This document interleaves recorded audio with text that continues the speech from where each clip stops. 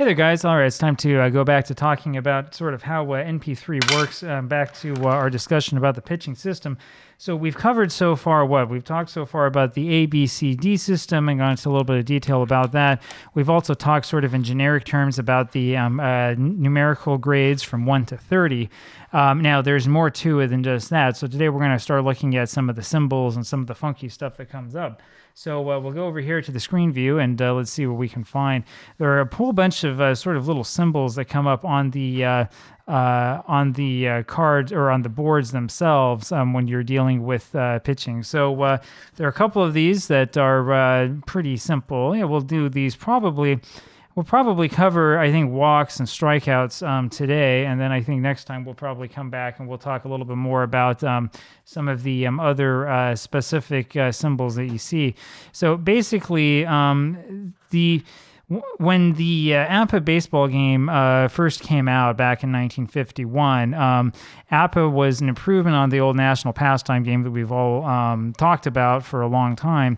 And it was an improvement in that it had this pitching system that had the A, B, C, and D letter grades. But this doesn't really tell you a whole bunch about who the pitchers are, right? There's some pitchers who strike a lot of guys out. There's some pitchers who might walk a lot of guys. There's some people who don't strike out as many guys. There's some pitchers who don't walk guys very frequently at all.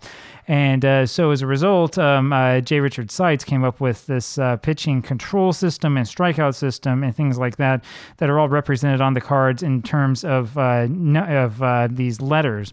Originally, there was a Z, which would prevent the certain walks from being walks when they were rolled. There was a W that would allow other results to turn into walks. And for strikeout ratings, originally there was an X and a Y, and then you could also have an X and Y together that would change certain results into strikeouts, right? While this is sort of a cosmetic effect, it's not necessarily entirely just a cosmetic effect. And we'll take a look here in a second at the reason why I say that. But basically, the idea here is that you try to make sure that the guys who walked a lot of guys in real life are walking enough guys in your replay. The guys who are striking out a lot of guys in real life are also striking out a lot of guys in your replay.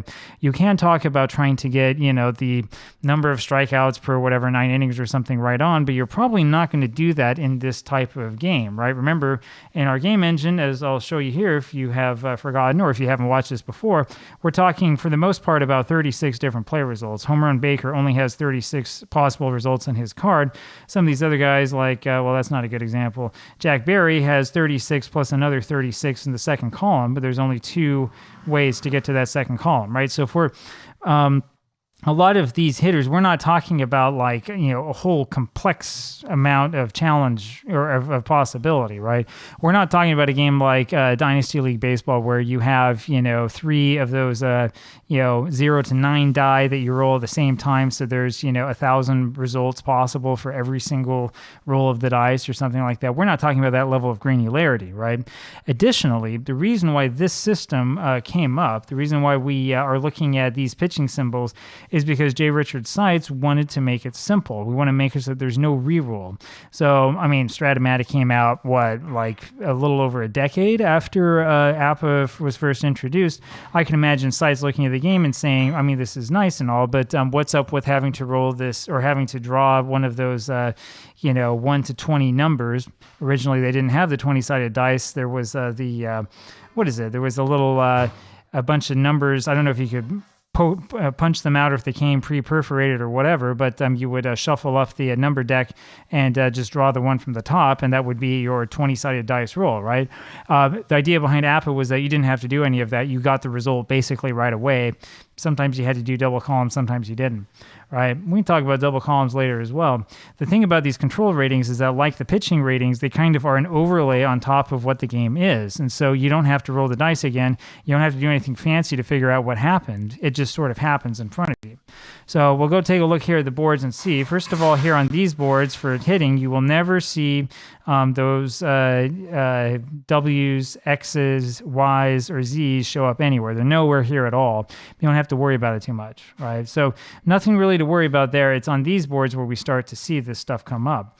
You can see here for fielding 1, 2, and 3 that there are patterns that come up right away. So if we're talking about a rule of 25, 27, or 29, you have a pitcher with an X on the mound, it's going to be a strikeout regardless of the fielding rating, regardless of what fielding column you're in. It's always going to be a strikeout. Similarly, with the 33 and 34, if you have a pitcher with a Y on the mound, it's also going to be a strikeout.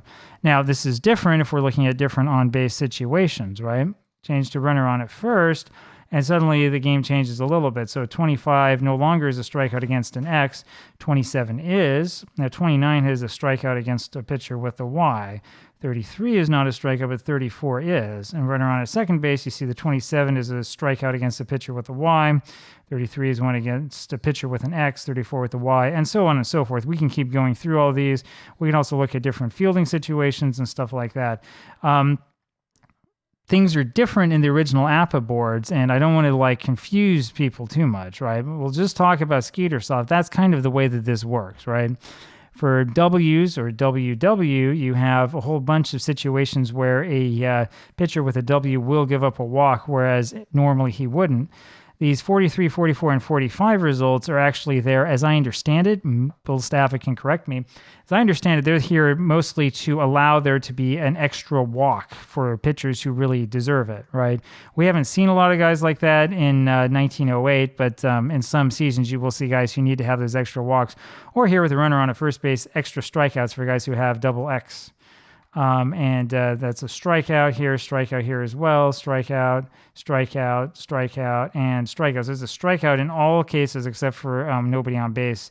That's when the guys with the double W's give up their walks. Right. Similarly, you'll have for play result number 12, if you have 3 X's, so you're particularly good at striking guys out, that will turn into a strikeout. But in other situations, a W will turn the play result 12 into a walk. And so if you're going through this and playing the game, or you're trying to understand the boards, you can see that every single one of these boards is different when it comes to 12. Some of them do have this sort of modification, some of them do not. Right. So, it can be kind of hard to say, is this a good rule or a bad rule in certain situations? There's a bit of a gamification element as well, in that you're not going to be able to necessarily predict what happens. You're going to have to keep looking back at the boards to figure it out.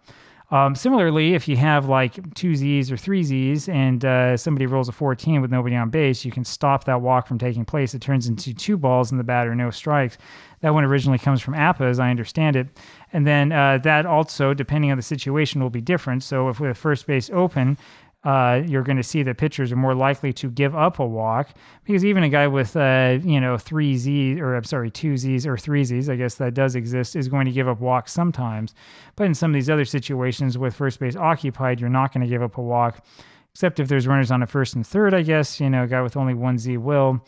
And then, of course, with the bases loaded, we're probably not going to give up a walk if we have any sort of good control. Now, the other thing to know about here is something that's pretty rare to see come up in the game, which is a V. A V is for pitchers who did not strike out a lot of guys. A V means that instead of a 13 being a strikeout, it's a ground ball. If we look through the boards, we don't see that coming up with a lot of regularity. Right, so that's kind of a rare result that comes up only in a rare situation. There's not a whole lot of pitchers who have that. But again, this helps make sure that guys who really didn't strike out a lot of batters in real life are not likely to strike out a lot of batters in Skeetersoft. Now, you'll remember me talking before about sort of the probabilities of each of these base situations coming up. That, as I understand, is sort of the engine that really is going on in the background behind the game, right? Because you know that most of the time you're going to either have the bases empty or a runner on at first base, right? The other base runner situations are actually relatively rare. And so, when you're trying to figure out what numbers to give a player, or even trying to figure out how to tailor the boards, you have to keep that in mind. I believe that this is also the ideas behind, how often you're going to give out some of these modification ratings for strikeouts and walks.